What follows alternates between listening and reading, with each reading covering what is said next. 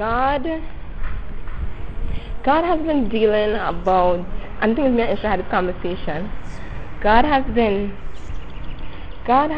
dealing with me about my heart and what I say, what I mean, and what I'm willing to do. And it's three different things.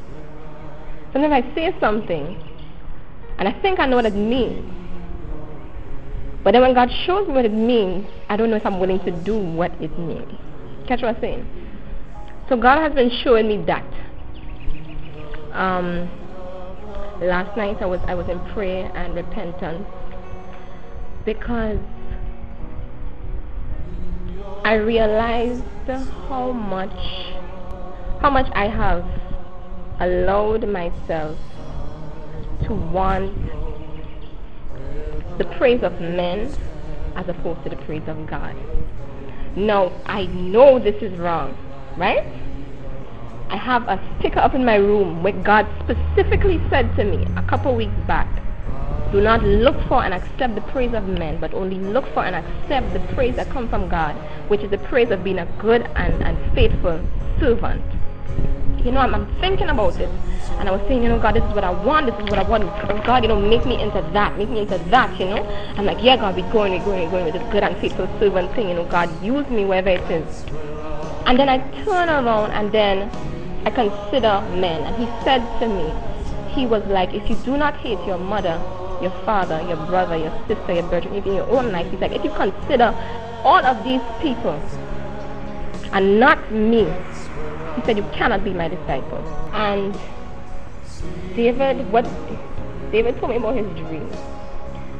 And what I'm seeing happening today is almost like, you had the Jews, they had established their religion, and it was the synagogue, it was the sackcloth and ashes, it was the priests with their priestly robes, and it was the sacrifices, it was the Sabbath, it was the different feasts.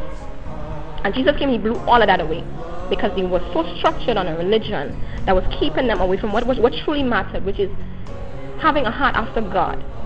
And not necessarily, I'm going to do this, and this, but is it glorifying God? Okay, then bam. Jesus came through, disciples came through, healing sick, bam, bam, bam, bam, and then we have an established church forming. And then we fall back right into that.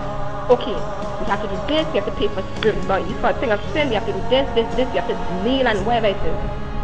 Then we had people like Wycliffe, we had people like Tyndale, we had people like Martin Luther, and they broke it all again. And then we are now going back into we need to do this, we need to do this, we need to do this. And I think we are in a time right now where there is, I don't want to call it a reformation, but there is a birthing of anti-religious Christians.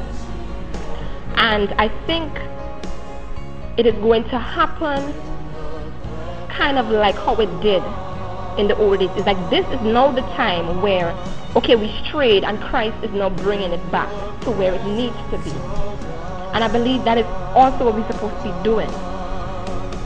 I believe we're supposed to cry loud and spare not. We're supposed to not consider pastor, not consider elder. And when I say, I don't mean disrespect, but do not consider their feelings and their thoughts above God. We go ahead and get very brazen and do some stuff where we don't just only know what is wrong, but we don't stand for it. Period. We just do not stand for it.